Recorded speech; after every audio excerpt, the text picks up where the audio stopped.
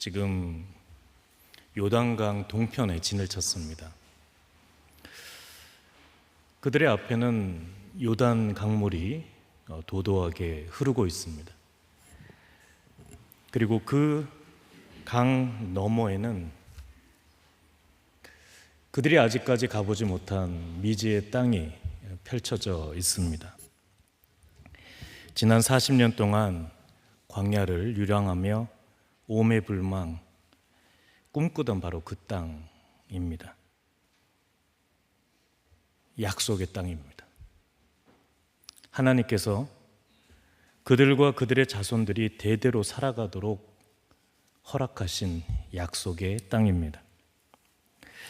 그러나 이 땅을 지금 동경과 아쉬움으로, 또 한편으로는 좀 서운함으로 바라보고 있는 한 인물이 있습니다. 그가 누구일까요? 이스라엘 민족 중에서 지금 요단강 건너편에 있는 그 약속의 땅을 바라보며 마음 한구석에 있는 서운함과 또 아쉬움과 동경의 눈으로 바라보는 사람, 누구일까요? 예, 맞습니다. 모세입니다. 그는 왜 지금 그런 마음을 가지고 그 땅을 바라볼까요?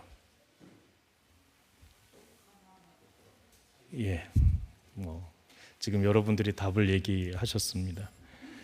그는 그 땅에 들어가는 것이 허락되지 않았기 때문입니다.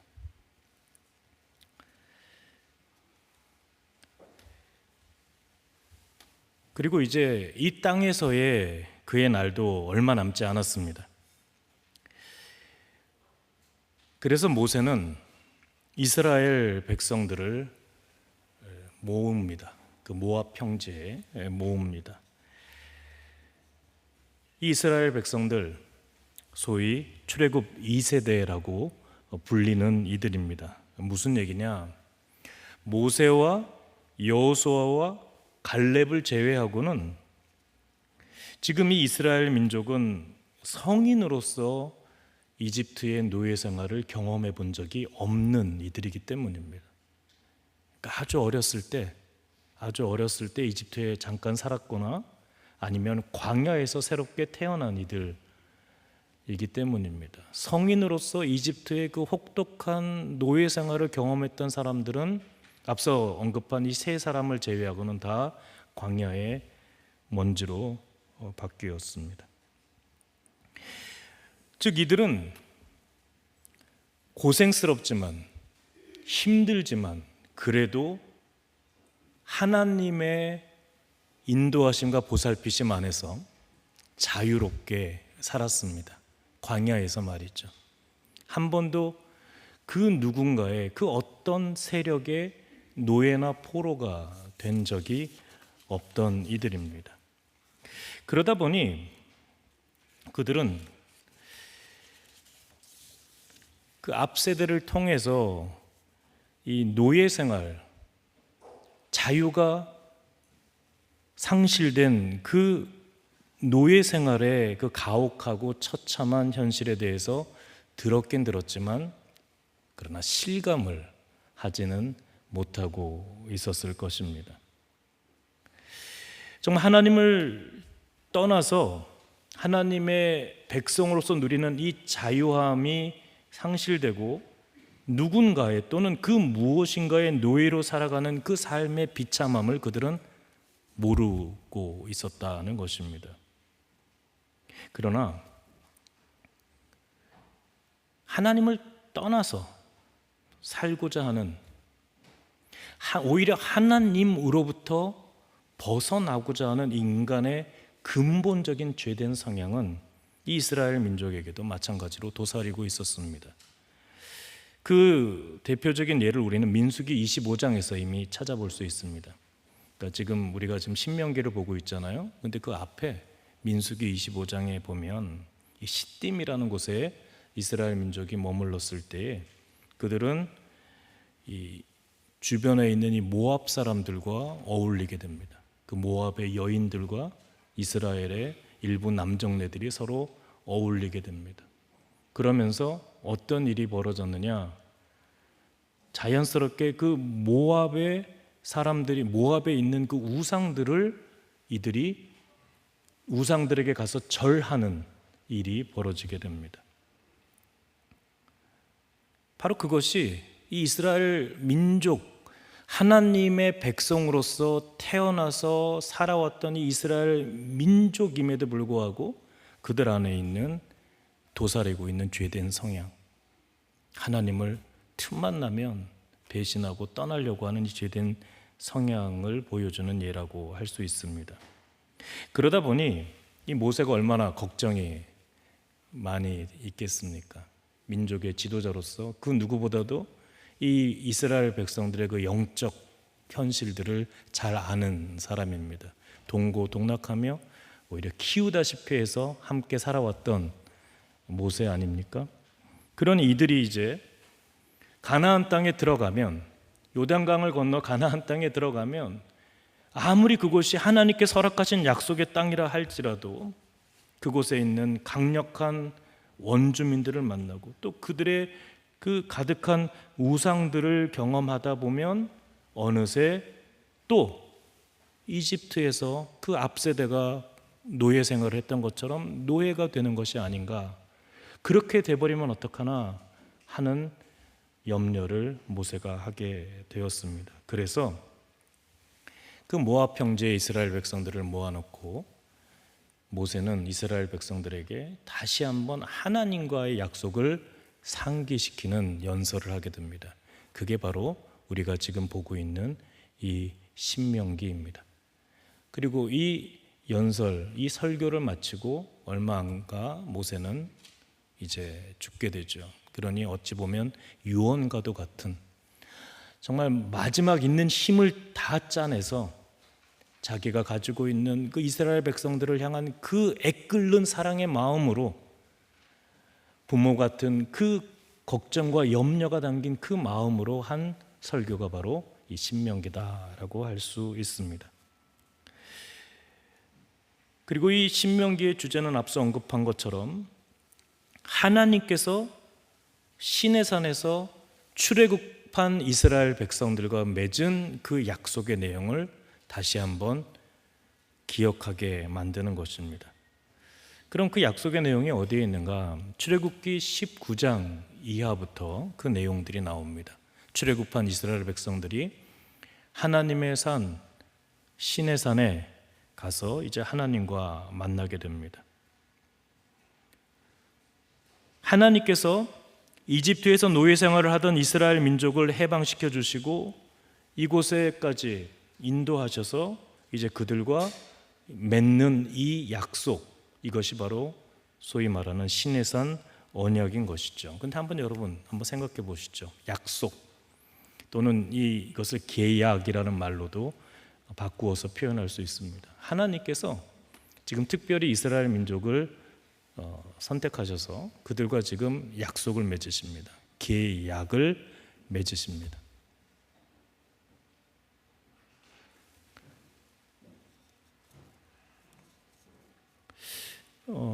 하나님께서 이 계약을 맺으실 필요가 있으셨을까요?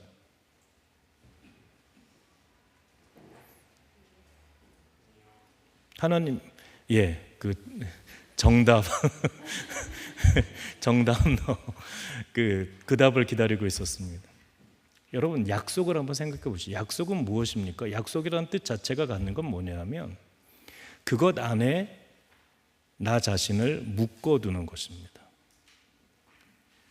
약속이 없으면 오히려 나는 자유로운 존재이죠. 하지만 누군가 뭔가를 약속하게 되면 그 약속 때문에 나는 그 사람과의 관계 안에 또 그 약속의 내용 안에 묶이게 됩니다.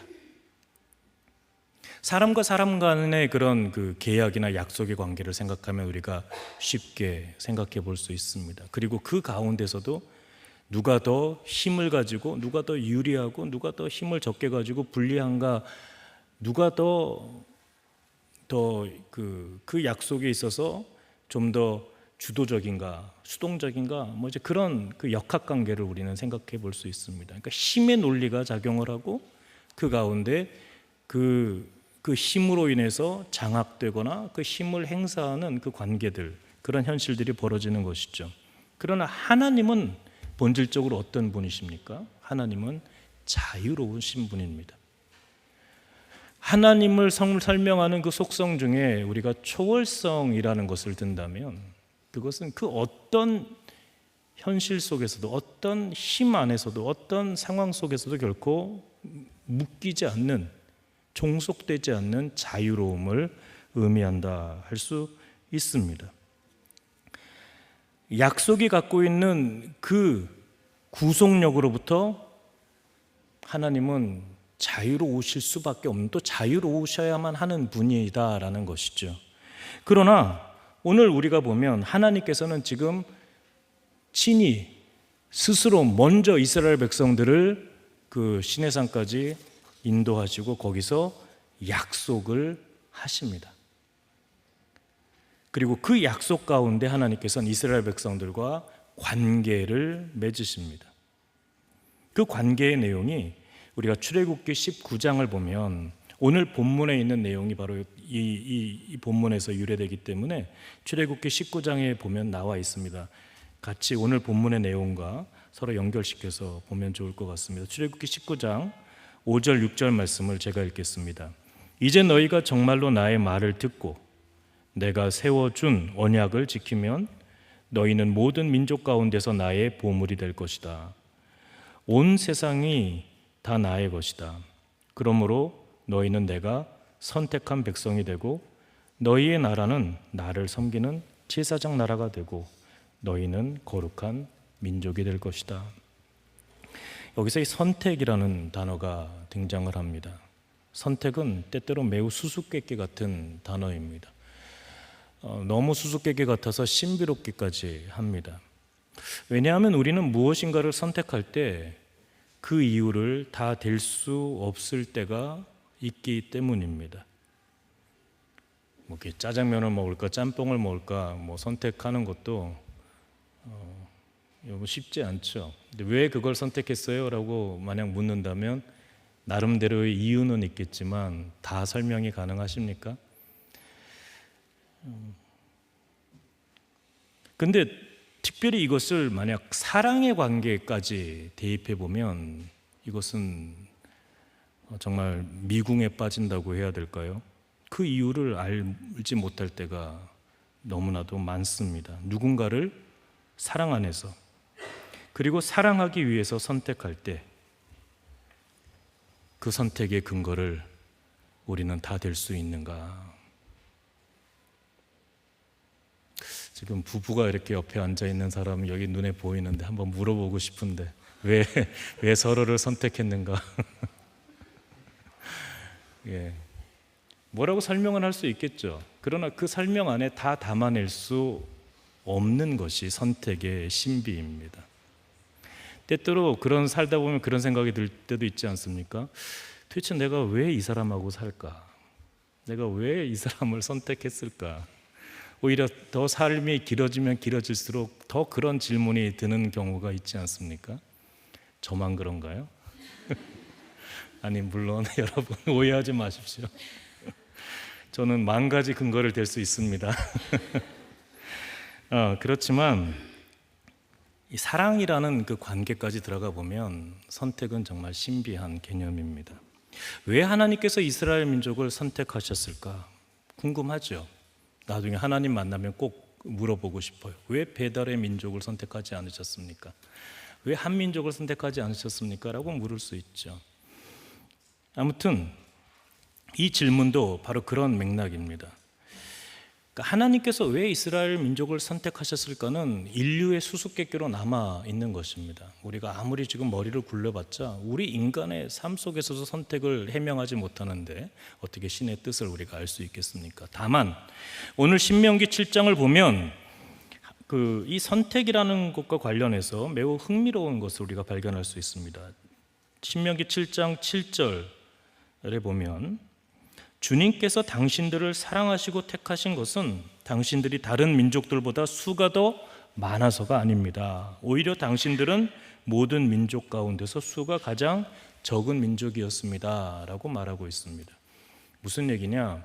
당신들이 선택받을 만한 어떤 조건이나 자격이 있어서 선택받은 게 아니다라는 것입니다. 이스라엘 모세가 이스라엘 민족에게 좀 자긍심도 심어주고 민족주의적인 어떤 그런 그 긍지를 심어주기 위해서 봐라, 우리는 똑똑하고 우리는 뭔가 좀 IQ도 제일 높고 우리는 뭐가 됐기 때문에 우리가 선택받았어 라고 말을 하면 오히려 더 설득력이 있을 텐데, 그리고 민족의 지도자로서 좀 그런 식으로 해서 그 이스라엘 백성들 기 좀 살려주면 어떻습니까?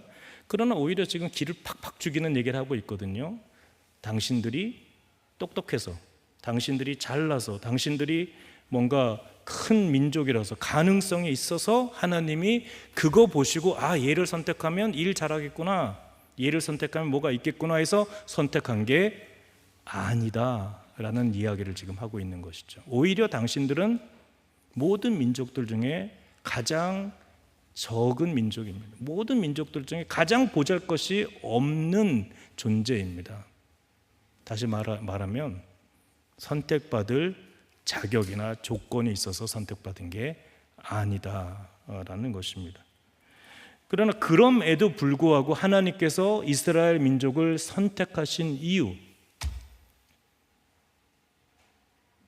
그리고 당신의 보물 민족, 소유가 되는 민족, 내 거다.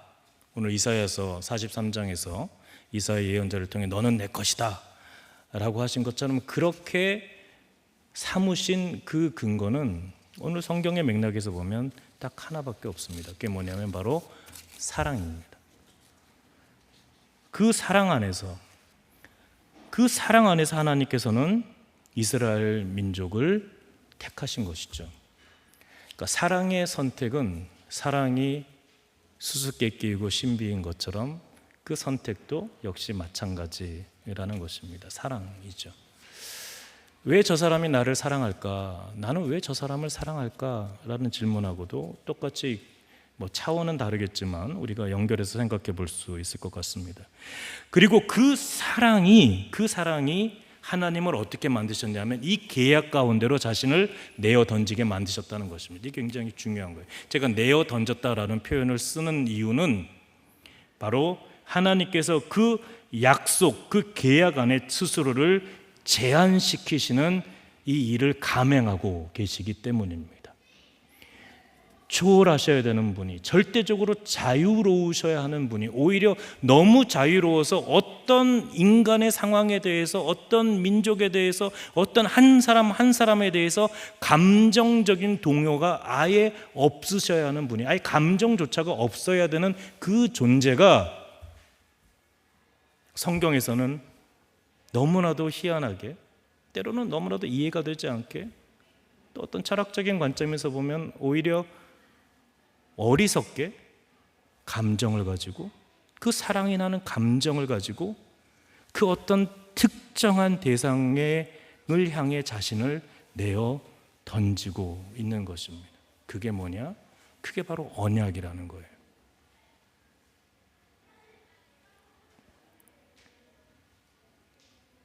정말 누군가와 함께 있기를 원하고 그를 위해서 내가 가진 자유를 제한하고 그에게 책임감을 가지고 그 관계의 의미를 수행하는 것, 의무를 수행하는 것, 이걸 다른 말로 뭐라고 말할 수 있죠? 그게 사랑이죠. 하나님께서 지금 그렇게 사랑을 하고 계시다는 것입니다. 사랑의 하나님 말입니다. 그러니까 하나님께서 왜 이스라엘 민족을 선택하셨는가는 모르겠지만, 우리가 답을 찾을 수 없지만 하나님께서 이스라엘 민족을 사랑하시는구나는 분명히 알 수 있다는 것입니다. 그리고 그 사랑 안에서 하나님께서는 이제 그 약속의 분명한 목적을 제시하십니다. 우리 서로 사랑하자. 우리 정말 서로 신실하게 사랑하자. 나는 이제 너희의 하나님이 되고 너희는 내 백성이 되어라. 그리고 이 사랑의 관계, 어떤 상황 속에서도, 어떤 현실 속에서도 결코 배신하거나 끊지 말자. 우리 같이 함께 살자. 함께 함께 잊고 살자. 지금 하나님께서 이스라엘 백성들에게 그거를 말씀하고 계신 것이죠. 근데 그 함께 있음이 하나님께서는 단지 이스라엘 백성들을 그러니까 자, 너희는 내 거니까 꼼짝하지 말고 여기 있어 라고 당신의 어떤 소유물로 삼기 위해서 그렇게 이스라엘 백성들을 자기 것으로 삼으신 것이 아닙니다. 거기에는 더 깊은 분명한 목적이 있습니다. 이제 그것이 이스라엘 백성들이 하나님과의 관계 안에서 누리는 것과 그리고 그 하나님과의 관계 안에서 발견하는 자기의 정체성과 사명과 연결이 되는 것입니다. 그게 뭐냐? 나랑 함께 있음으로 다시는 노예가 되지 말아라. 너의 앞세대는 이집트의 노예로 살았다. 노예로 사는 그 삶의 비참함이 무엇인지 아느냐? 그 죽음의 현실, 그 자유가 없는, 희망이 없는, 자기가 누구인지 온전히 깨닫지 못하고 살아가는 그 어둠의 현실, 죽음. 그러나 하나님께서는 그 이스라엘 백성들을 해방시켜 주시고 참 자유 안에서 진리를 깨닫고 그 진리를 가지고 살아가는 삶을, 영원한 생명을 지금 주시기 위해서 이스라엘 백성들을 당신의 백성으로, 소유로 삼으시는 것입니다. 즉 더 이상 죄와 죽음을 야기하는 힘들의 노예로 살게 하지 않으시기 위함인 것입니다. 생명의 창조자가 되시고 삶의 주관자가 되시는 하나님께서는 바로 당신과 함께하는 이스라엘 백성들이 먼저 그 삶을 누리게 하시기 위하는 것이죠. 그리고 그것을 통해서 이 이스라엘 백성들이 이제 자신들이 누리는 이 생명과 참된 삶을 이 땅에 증거함으로 하나님께서 당신의 형상으로 지으신 너무나도 사랑하시는 이 인간들이 그 모든 우상들, 세상의 권세들에 사로잡힘에서 해방되어 하나님의 백성으로, 하나님의 자녀들로 바뀌기를 원하시는 것입니다. 그래서 이스라엘 백성들을 뭐라고 칭하시냐 하면 너희는 나의 제사장 민족이다 라고 말씀하시는 것입니다. 제사장 민족이란 하나님과 이 땅 사이의 사람들의 관계를 이어주는 역할을 하는 민족이라는 것을 뜻합니다.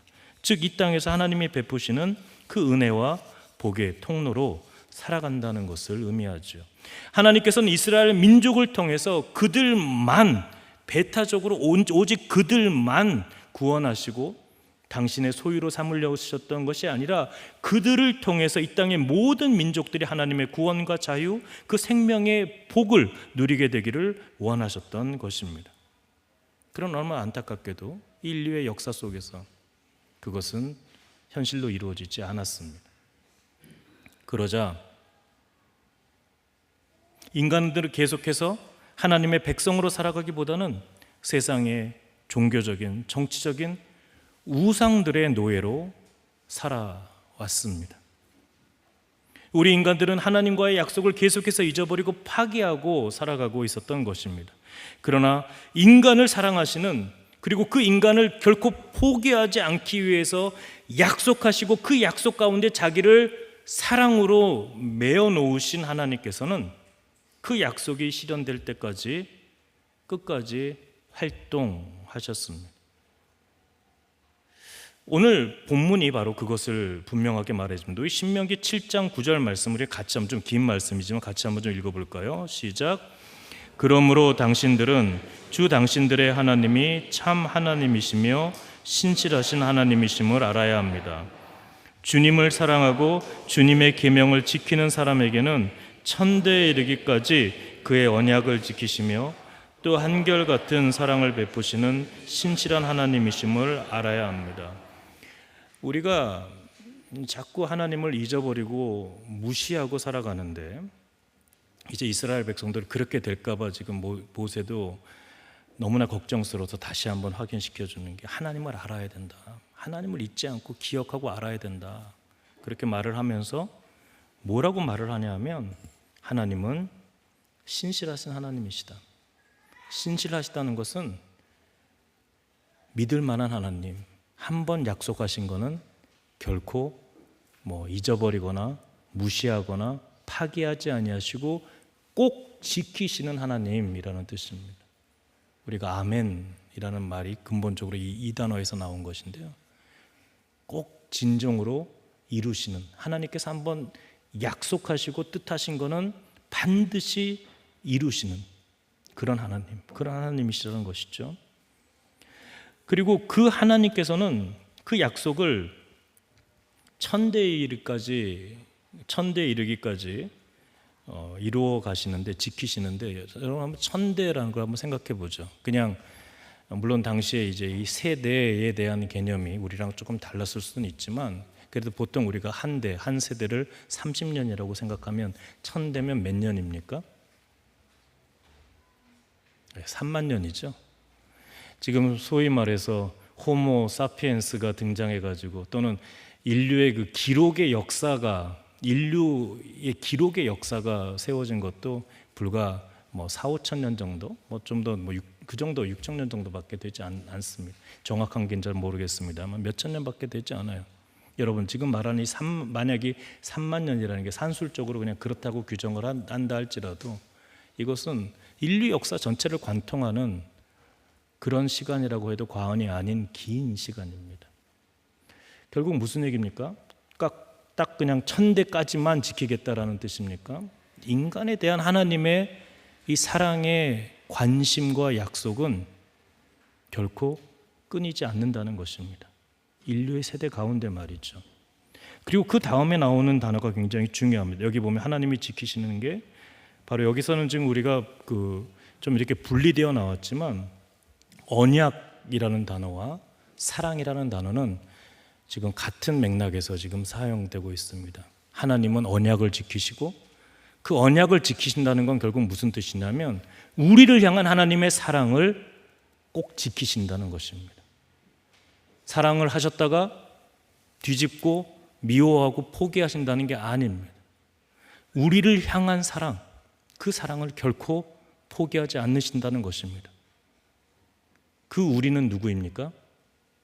바로 이 하나님의 사랑을 믿고 때로는 실수하고 때로는 넘어지고 때로는 방황한다 할지라도 하나님을 바라보는 이들, 하나님께 나아오는 이들, 그 믿음으로, 그 가냘픈 믿음의 손으로 하나님을 붙들려고 하는 이들, 하나님의 붙들림 바 안에서 하나님을 붙들려고 하는 그 이들, 하나님의 뜻을, 그 약속을 믿고 그 뜻을 지키려고 하는 이들 말입니다. 결코 우리 인간에 대한, 또 인간을 넘어 이 피조 세계에 대한 창조자로서의 사랑을 포기하지 아니하시는 하나님께서는 이제 스스로 그 약속을 새롭게 갱신하시기자 이 땅에 오셨습니다. 그분이 누구이십니까? 예수 그리스도이십니다. 그리고 예수 그리스도께서는 십자가를 통해서 그 사랑의 약속을 다시 갱신하셨습니다. 로마서 5장 8절에 보면 십자가에서 증명된 것이 무엇입니까? 십자가에서 실증된 것, 그건 바로 우리를 향한 하나님의 사랑입니다. 한결같은 사랑, 흔들리지 않는 사랑, 조건에 의해서 수정되지 않는 사랑, 영원한 사랑 말입니다. 그리고 그 십자가의 언약을 믿는 이들, 그 예수 그리스도의 십자가의 보혈이 뿌려진 그 언약의 표징을 가지고 있는 이들, 우리의 양심, 우리의 삶 가운데 그 십자가의 피가 뿌려져 있는 이들, 바로 우리들이 새로운 하나님 나라의 백성이고 언약의 백성입니다. 베드로전서 2장 9절의 말씀 우리 같이 읽겠습니다. 우리에게 주어지는 하나님의 말씀입니다. 정체성에 대한, 사명에 대한 말씀입니다. 우리 믿음으로 이 말씀 읽겠습니다. 시작. 그러나 여러분은 택하심을 받은 족속이요 왕과 같은 제사장들이요 거룩한 민족이요 하나님의 소유가 된 백성입니다. 그래서 여러분을 어둠에서 불러내어 자기의 놀라운 빛 가운데로 인도하신 분의 업적을 여러분이 선포하신 것입니다. 여러분 믿으십니까? 우리는 하나님의 거룩한 백성들입니다. 제사장 민족입니다. 이 땅에 하나님 나라의 그 정의와 평화와 생명의 현실을 우리의 말과 삶으로 증거하기 위해 이 땅에 보냄을 받은 하나님 나라의 대사들, 백성들입니다. 그리고 이 나라는 예수 그리스도께서 이 땅에 오셔서 십자가에서 달려 죽으심으로 실현하신 나라, 부활로서 증명하신 나라입니다. 그리고 지금 성령의 역사하심 가운데 예수 그리스도의 제자이며 증거자된 우리를 통해 확장되고 있는 나라입니다. 이 땅에 있는 그 모든 우상들로부터 사람들을 해방시키는 참 자유와 생명의 삶으로 사람들을 이끄는 사명입니다. 이 사명을 정말 신실하게, 하나님께서 신실하신 것처럼 정말 신실하게 감당하는 우리 모두가 되기를 간절히 바랍니다. 그렇다면 먼저 지금 이 순간부터 우리는 하나님 나라의 백성으로서 결코 이 세상의 어떤 종교적, 정치적, 가치적 우상들로부터 더 이상 노예로 살아가서는 안 됩니다. 거룩함이란 구별됨입니다. 거룩함이 무엇이라고요? 구별됨입니다. 달라야 합니다. 정말 달라야 합니다. 겉만 다른 척한 게 아니라 우리의 심령이 달라야 합니다. 세상 사람들과 생각하는 거, 바라는 거, 삶의 목적과 지향점, 그리고 세상 안에서 발견하는 나의 정체성, 그 모든 것이 달라야 합니다. 구별되어야 합니다. 더 이상 세상의 질서, 가치, 권력에 의해서 규정되는 내가 돼서는 안 됩니다. 과거에 의해 규정되는 내가 돼서는 안 됩니다.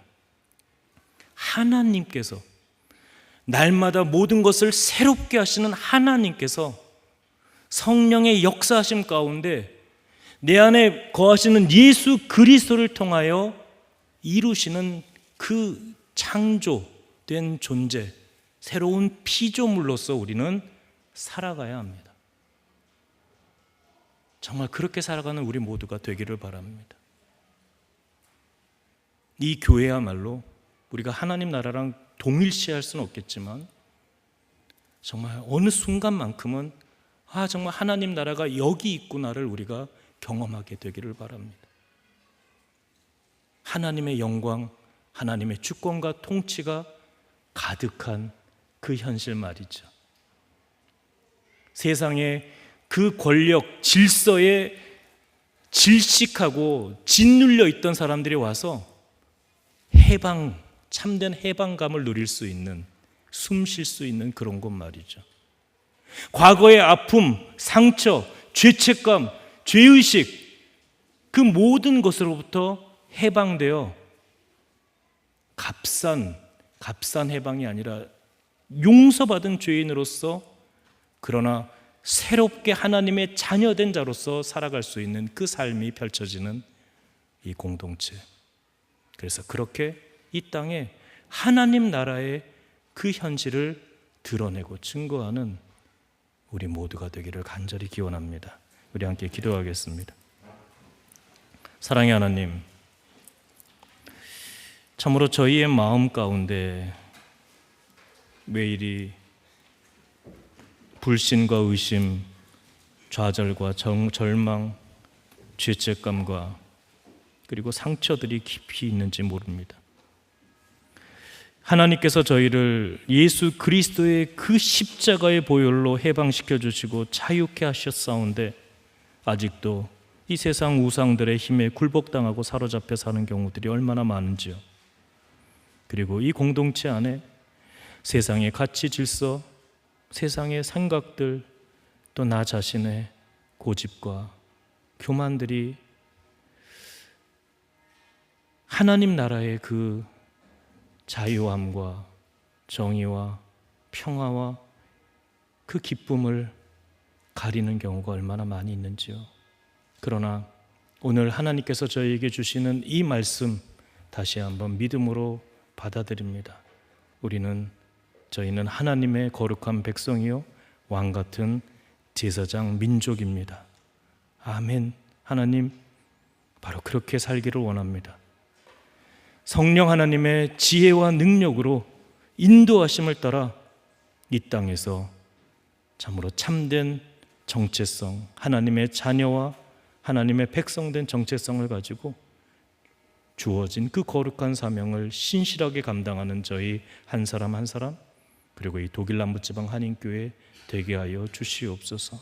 그렇게 이 세상 속에서 거룩한 공동체로서 하나님 나라 그 생명의 빛, 그 놀라운 능력을 증거하며 살아가는 저희들 되게 하여 주시옵소서. 우리 주 예수 그리스도의 이름으로 간절히 기도드립니다. 아멘.